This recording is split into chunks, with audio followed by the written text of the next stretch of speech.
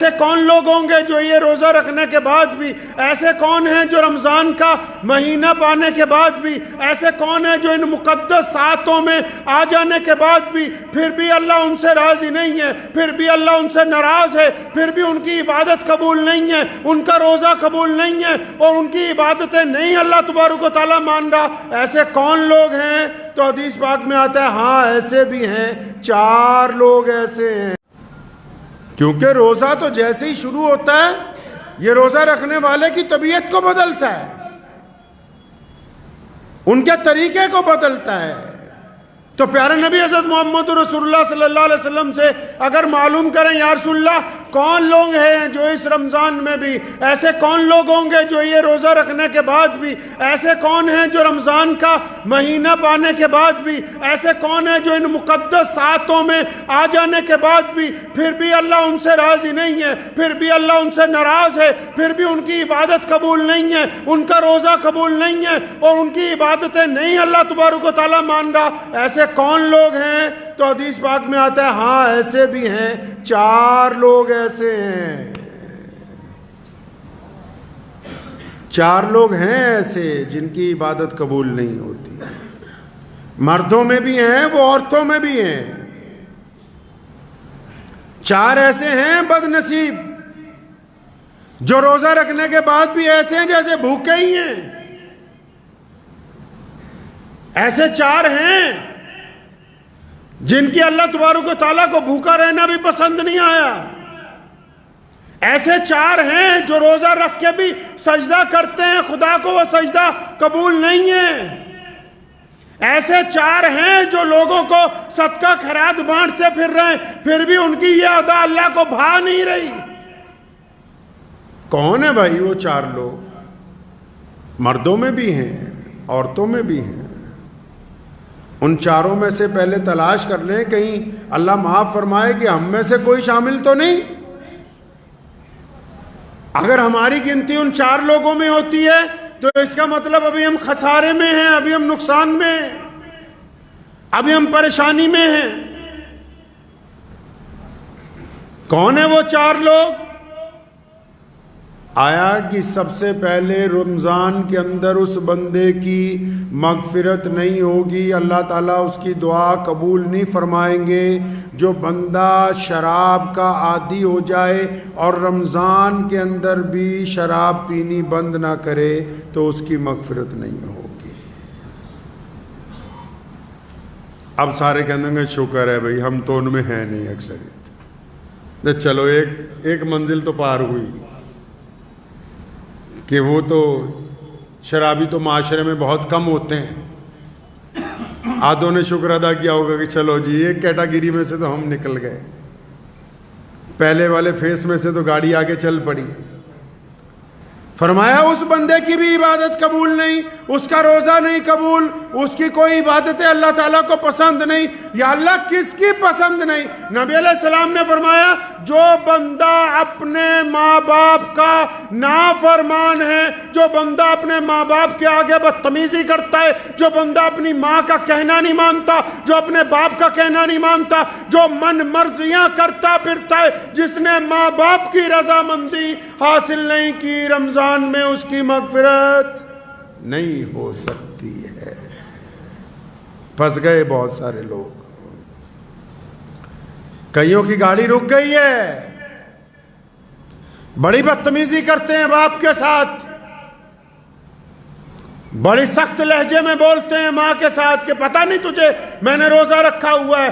ایسے روزے کا کیا کرنا جو روزہ قبولیت جن سے ہونا ہے، جن کی وجہ سے روزہ قبول ہوگا، جن کے ادب کی وجہ سے روزہ قبول ہوگا، جن کے آگے نظریں جھکانے سے روزہ قبول ہوگا، جن کے پاؤں دبانے سے روزہ قبول ہوگا، تو ان سے بدتمیزی کرتا پھرتا ہے۔ ایسے بندے کی رمضان میں مغفرت نہیں ہو سکتی ہے۔ چنگے چنگے لوگ، اچھے اچھے لوگ جو باہر دنیا میں بڑے ولی بنے نظر آتے ہیں، ماں باپ کا احترام نہیں کرتے، اپنے ماں باپ کے پاؤں نہیں دباتے۔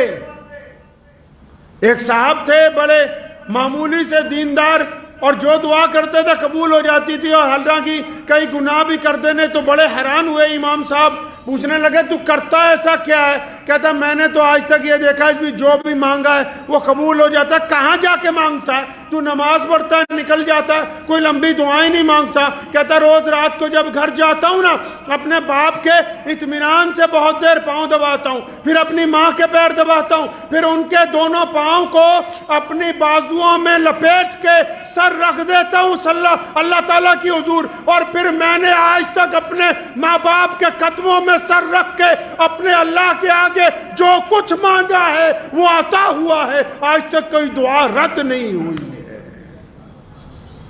خود پیارے پیغمبر کہیے صلی اللہ علیہ وسلم نے فرمایا کہ اگر میری امی زندہ ہوتی اور بلال تکبیر کہتے میں نماز کے لیے چلا جاتا، مصلی پہ کھڑا ہو جاتا، اور فرمایا میری والدہ آواز مارتی محمد، تو فرمایا میں نماز چھوڑ کے اپنی ماں کے پاس جاتا۔ اب جو لوگ اس گناہ میں ملوث ہیں، رمضان میں بھی کتنا خوبصورت موقع ہے، کتنے پیارے دن ہیں، کتنی پیاری راتیں، کتنا پیارا ساتھ ہے۔ اور اب تو اللہ تعالیٰ نے کتنی آسانی کروا دی کہ یہی جو واٹس ایپ ہے، یہی جو آپ کے ہاتھ میں موبائل پکڑا ہوا ہے، اگر ماں باپ دور بھی ہیں تو معافی کے چند جملے ندامت کے آنسوؤں کے ساتھ واٹس ایپ پہ ریکارڈ کر کے بھیجنے ہیں، چند باتیں فون پہ اپنی ماں سے کرنی ہے، اپنے باپ سے کرنی ہے۔ اور ماں باپ کے اللہ نے مادہ رکھا ہے معاف کرنے کا، اگر روزے دار اپنے والدین کو راضی کر لے گا تو پھر اللہ تبارک و تعالیٰ اس کا روزہ قبول کر لیں گے انشاءاللہ۔ اور جنہوں نے ماں باپ کو ستایا بہت ہے نا، اور ماں باپ چلے گئے دنیا میں سے، بڑی بدتمیزیاں کی ماں باپ کے ساتھ، روزانہ ہر ایک نماز کے بعد، روزانہ صبح کو، دوپہر کو، شام کو، افطار کے وقت، سحری کے وقت کثرت سے اپنے ماں باپ کے لیے مغفرت کی دعائیں مانگیں، کثرت سے اپنے ماں باپ کے لیے قرآن پاک پڑھ کے ان کو اصال ثواب کریں، تب بھی اللہ تبارک و تعالیٰ راضی ہو جائیں گے جب آپ بار بار اپنے ماں باپ کی مغفرت کی دعائیں مانگیں گے۔ بغیر ماں باپ کی رضامندی کے یہ روزہ آگے چلنے والا ہے نہیں ہے۔ اب تیسرا بندہ بھی ہے بھائی، تیسرا بندہ بھی ہے جس کا کام پھنسا ہوا ہے۔ ایک اور ہے جس کا روزہ قبول نہیں ہو رہا۔ کون ہے بھائی تیسرا بندہ؟ کون پھنس گیا؟ اب تیسرا بندہ وہ ہے جو رشتہ داریوں میں دراڑ ڈالتا ہے، جو صبح شام رشتہ داریاں توڑتا ہے، جو رشتہ داروں کو دھمکیاں دیتا ہے، جو قطع رحمی کرتا ہے، جن کو اللہ اور اس کے رسول صلی اللہ علیہ وسلم نے آپ کے قرابت دار بنایا ہو، صبح شام صرف انہی کی برائیاں، صبح شام ایک رشتہ دار کو دوسرے رشتہ دار سے لڑاتا ہے، صبح شام اپنے پاس سے ایک خواب بناتا ہے کہ وہ رشتہ دار میرے خلاف ایسا کر رہا ہوگا، پھر دوسرے کو بتاتا ہے کہ اس کے خلاف یہ کرو۔ یہ سارا دن روزہ رکھتا رہے، نماز پڑھتا رہے، صدقے دیتا رہے، جب تک قطع رحمی کے معاملے کے اندر رسول اللہ کی پیروی اختیار نہیں کرتا، رشتہ داروں میں دراڑ ڈالنی بند نہیں کرتا، تب تک اس کا روزہ قبول ہونے والا ہے نہیں ہے۔ اسی تو سمجھا کہ نہیں سویر نو سحری کرنی ہے بہترین، اور شام نو ودیا روزہ کھولنا، ہو گیا روزہ۔ بڑی مشکل ہے ڈگر پن گھٹ کی، اتنا آسان بھی نہیں ہے مسلمان ہونا۔ اعلیٰ ترین قوم ہے دنیا کی، اسلام آج دنیا کا سب سے بڑا مذہب ہے، کائنات میں اللہ تعالیٰ نے سب سے زیادہ عزتیں، طاقتیں، دولت، روئے زمین کے خطے، سب کچھ اس قوم کو عطا فرمایا۔ ایسے ہی نہیں عطا فرمایا، اللہ تعالیٰ نے اپنے پیارے نبی حضرت محمد رسول اللہ کو صاحب خلق عظیم بنایا۔ قرآن نے کہا کہ یا رسول اللہ آپ اخلاق میں سب سے اعلیٰ ہیں، اور پھر رسول اللہ نے اپنے اخلاق کو بانٹا پوری کائنات کے اندر۔ یہ امت اعلیٰ ترین امت اس لیے بنی کیونکہ ان کا کردار سب سے اعلیٰ ہے، اس لیے اللہ تبارک و تعالیٰ نے ان کو پسند فرمایا ہے۔ چوتھا بندہ بھی ہے، چوتھا تو بہت برا پھنسا ہوا ہے، کئیوں کی گاڑی وہیں رکی ہوئی ہے۔ چوتھا بھی ہے جس کا روزہ خراب ہو رہا ہے، جس کے روزے کے اندر خرابی ہے، جس کی مغفرت کا فیصلہ نہیں ہونے والا، جس کے سجدے قبول نہیں ہو رہے، چوتھا کون ہے یا اللہ؟ اللہ کے نبی صلی اللہ علیہ وسلم بتاتے ہیں چوتھا کون ہے یا رسول اللہ؟ کون ہے ایسا بندہ؟ ایک تو ماں باپ کا نافرمان ہے، ایک رشتہ داریاں توڑنے والا بھی ہے، قطع رحمی کرنے والا بھی ہے، شراب پینے والا بھی ہے۔ اب یہ چوتھا کون پھنس گیا؟ اچھے نمازی ہیں جو اس میں شامل ہیں۔ فرمایا چوتھا بندہ وہ ہے جو اپنے دل کے اندر دوسروں کے لیے بغض رکھتا ہے، نفرت رکھتا ہے، کینہ رکھتا ہے، دوسروں کے لیے بلا وجہ نفرت دل میں رکھتا ہے۔ اب یہ نفرت رکھ کے سجدہ کر رہا ہے۔ اگر میری جیب میں، عام مثال دے رہا ہوں میں، یہ کوئی قرآن حدیث میں نہیں ہے، اگر میری اوپر والی جیب میں پیسے ہوں، زیادہ سجدہ کروں گا گر جائیں گے۔ اگر اوپر والی جیب میں نعوذ باللہ کوئی نشے کی چیز ہو تو سجدہ کروں گا وہی گرے نا نیچے۔ کیا ہے اس دل کے اندر جو سجدہ کرتے ہو؟ فرمایا بغض رکھتے ہو دوسروں سے۔ دونوں صورتوں میں، چغلی کو، غیبت کو، بہتان کو ایک ہی کیٹیگری میں محمد رسول اللہ نے رکھا۔ مان لیا کہ وہ بندہ شرابی ہے، مان لیا کہ اس بندے میں خرابی ہے، مان لیا چور ہے، ڈاکو ہے، عیاش ہے، بدماش ہے، لیکن اگر یہ بات تم اس کے منہ پہ کہتے اس کو برا لگتا کہ نہیں لگتا؟ برا لگتا، وہ تم سے لڑ پڑتا۔ تم منہ پہ اس لیے نہیں کہتے کہ منہ پہ کہوں گا تو یہ لڑ پڑے گا۔ تو نبی علیہ السلام نے فرمایا کہ اگر یہ اپنے بھائی کی غیبت کرتا ہے، اس میں برائی ہے تو برائی کو بھی بیان کرنا فرمایا منع ہے، اور اگر اس میں برائی نہیں ہے، تم کہتے ہو کہ چور ہے، وہ چور نہیں ہے، تم کہتے ہو بے ایمان ہے، وہ بے ایمان نہیں ہے، تم کہتے ہو ریاکار ہے، وہ ریاکار نہیں ہے، تم کہتے ہو زانی ہے، وہ زانی نہیں ہے، اگر تم اپنے پاس سے بھی الزام لگاتے ہو، پہلی صورت میں غیبت ہے، اگر اس میں گناہ ہے تو غیبت کا گناہ، اور اگر اس میں وہ گناہ نہیں ہے تو بہتان کا گناہ۔ اب چغلیاں کرنے والے بھی خدا کی حضور بخشے جائیں گے کیا؟ اب بے ایمانیاں کرنے والے بھی روزے میں بخشے جائیں گے کیا؟ جن کے دل غیبت سے بھرے ہوئے ہوں، جو گھروں کے اندر اپنے گھروں میں اپنے بچوں کے ساتھ نفرت رکھتے ہوں، جو مسجد میں آتے ہوں پھر بھی پردھان کی جی کے چکر میں ایک دوسرے کی ٹانگ کھینچنے کی فکر میں رہتے ہوں، جو یہ سوچتے ہوں کہ فلاں کی خامی کیسے نکالیں، جو 24 گھنٹے اسی چکر میں، اب کسی گھر میں کوئی بہو ہے، کسی کی بیٹی بہو بن کے آ گئی، ہماری کہیں چلی گئی، ہم کہتے ہیں داماد اچھا ہو جائے لیکن ہمارا بیٹا اچھا نہ بنے اپنی بیوی کے لیے۔ داماد اچھا چاہیے، اپنا بیٹا اچھا نہیں ہو تمہاری بیوی کے لیے۔ روزہ بھی رکھتے ہو، اپنی بہو کی بے عزتی بھی کرتے ہو، روزہ بھی رکھتے ہو، اپنے بچوں کو بھی ڈانٹتے ہو، روزہ بھی رکھتے ہو، اپنے ماتحت کو بھی ڈانٹتے ہو۔ پتہ ہے نبی علیہ السلام نے آخری وقت میں کیا کہا؟ یہ صرف آج تک یہی بتاتے کہ یہی کہا میری امت کو بخش دو، میری امت کے لیے مغفرت کا فیصلہ ہو جائے، میری امت کا کیا ہوگا یا اللہ میری۔ لیکن نبی علیہ السلام نے آخری وقت میں اس کے علاوہ اور بہت سی باتیں کی، ان میں ایک بڑی پیاری بات ہے۔ فرمایا میں اس بات کے لیے بھی بڑا فکر مند ہوں کہ میرے بعد تم اپنے ماتحتوں کے ساتھ کیا کرو گے، میرے بعد تم اپنے نوکروں کے ساتھ کیسا معاملہ کرو گے، میرے بعد تم اپنے غلاموں کے ساتھ کیا کرو گے۔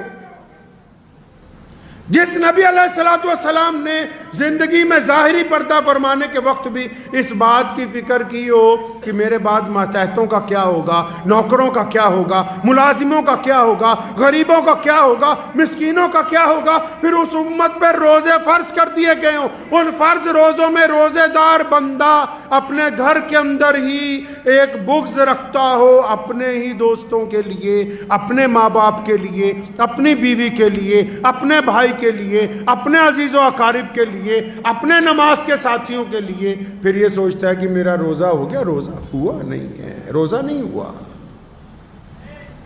روزہ تو برائیوں کو جلانے کا نام ہے، روزہ تو برائیوں کو ختم کرنے کا نام ہے۔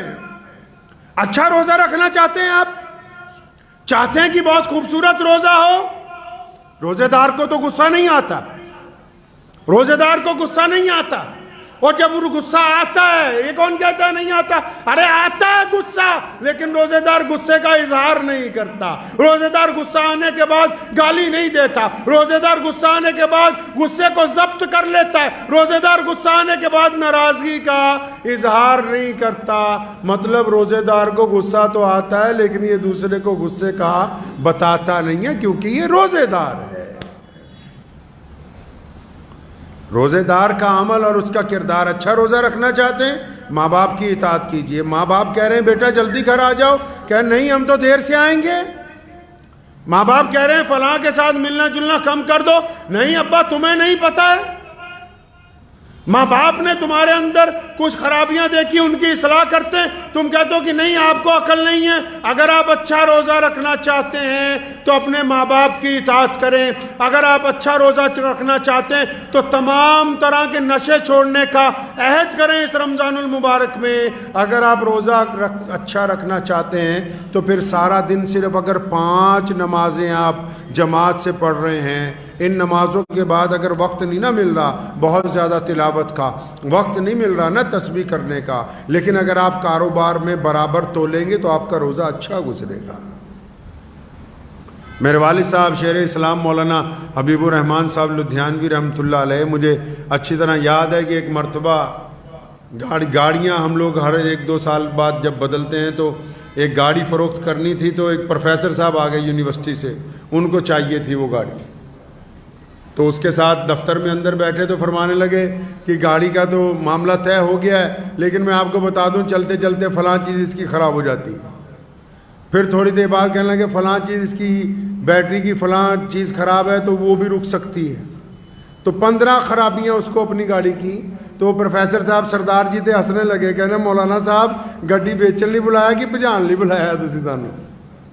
فرمایا نہیں، اس لیے بتا رہے ہیں تاکہ کل کو جب آپ یہ سامان لے جائیں، جب آپ یہ سامان لے جائیں گے اپنے گھر اور اس کی خرابیاں آشکار ہوں گی، یہ تو نہیں ہے کہ اس کی خرابیاں آپ کو پتہ نہیں لگیں گی، پھر آپ کہیں گے کہ ایک مسلمان نے جھوٹ بول دیا، ایک امام نے جھوٹ بول دیا۔ پیارا نبی حضرت محمد رسول اللہ صلی اللہ علیہ وسلم نے ہمیں یہ طریقہ عطا فرمایا ہے کہ ہم مجبوریوں کا کاروبار نہیں کرتے، ہم جھوٹ کا کاروبار نہیں کرتے، ہم بے ایمانی کا کاروبار نہیں کرتے، ہم ٹھگی کا کاروبار نہیں کرتے۔